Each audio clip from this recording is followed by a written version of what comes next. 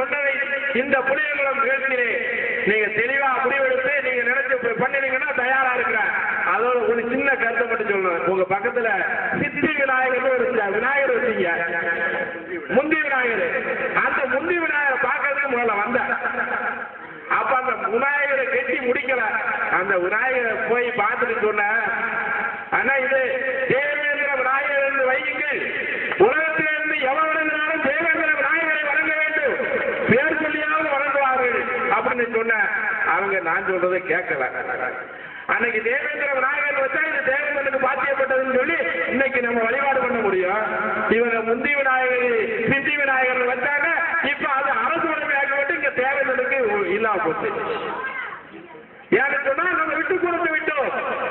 தென் ஆசியாவில் பெரிய விநாயகர் இந்த தேவேந்திரங்களை சொந்தக்காரன் கட்டிய இந்த விநாயகர் தான்.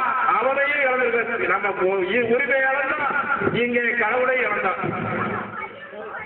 வணங்குகின்ற கடவுளை கீழ வழிபட தேவைன்னு வழிபட முடியாம நம்ம தவிச்சுக்கிட்டு இருக்கோம். அதுதான் நிலை. நீ ஒன்றுபட்டாய் என்று சொன்னால் தேவேந்திர வேளாண்மை வாழ்வாதாரத்தை வென்றெடுக்க முடியும் என்று கூறி